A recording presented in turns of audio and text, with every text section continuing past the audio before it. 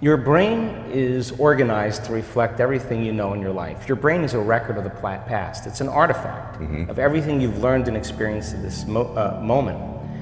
Feelings and emotions are the end product of past experiences, and we can remember experiences better because we can remember how they feel. So most people wake up in the morning and they start remembering all their problems, and those problems are connected to certain people and certain things at certain times and places. The moment they start thinking about those problems, they're thinking in the past. Those problems have an emotion associated with them, and the moment they start feeling those emotions, the body, as the unconscious mind, doesn't know the difference between an experience that's creating an emotion and the emotion the person's fabricating by thought alone. Now, thoughts are the language of the brain, and feelings are the language of the body. And how you think and how you feel creates your state of being. So most people's entire state of being, when they start their day, is already in the past. So you have a choice. The choice is you're either defined by a vision of the future or you're defined by the memories of the past.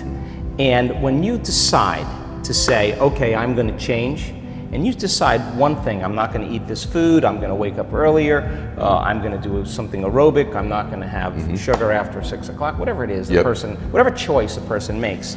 The moment you make a choice to do something differently, and the hardest part about change is not making the same choices you did the day before.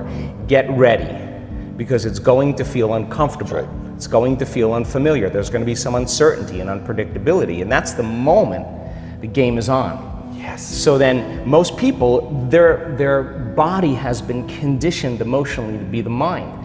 So now the body says, wow, I'd rather hang on to my guilt than take a chance and possibility. I'd rather live in fear than trust in the unknown. So once the person feels uncomfortable, the body goes, whoa, wait a second, we're out of the program here, and body starts influencing the mind. That's right. So it says, start tomorrow, you'll never change, you don't have the money to do this, you're not good enough, your mother told you were this, your father's fault, it's your ex's fault, you know, all of the voices that come up. Now here's the deal, if you respond to those voices, those same thoughts as if they're true, by the way, they're always going on behind the scenes of your awareness, but now they're amplified because you're outside your comfort zone.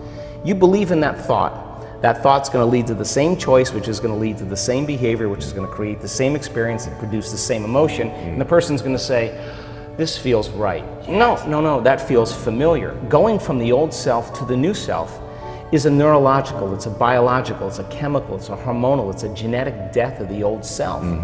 And people will say to me, in that void, in that unknown, I can't predict my future. And I'll say to them, the best way to predict your future is to create it.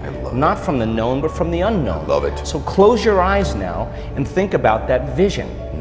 Once you start thinking about that vision of your future, you're activating the creative centers in your brain. And naturally, you begin to think about putting yourself in the scene. Yes. And the act of doing that, when you're truly passionate and truly present, the moment you're defined by that vision, when the thought in your mind becomes the experience, you begin to feel the emotion of the event before it's made manifest. Now, you're giving your body a sampling, a taste of the future. And now, if a thought and a feeling create a new state of being, you're combining a clear intention with an elevated emotion, and now you're beginning to change your biology, and you're seeing a whole new landscape that you could never see before because you're no longer viewing your future through the lens of the past. I love this. Now, this requires then something really specific, because most people will wait for their wealth to feel abundance. They'll wait for their success to feel empowered. They'll wait for their new relationship to feel loved. They'll get all these things when. Yes. So think about that. The absence of getting those things causes people to live in lack their entire life. That's right. And so they're waiting for something outside of them to change how they feel inside of them. And if they're not creating a new life, then they're not applying the proper principles, then they keep all their manifestations, all their dreams at arm's length. Well, think about this. If you get up feeling gratitude, if you get up feeling empowered, if you get up feeling whole, if you get up feeling unlimited, why would you worry about whether it was going to come or not? You would feel like it already happened.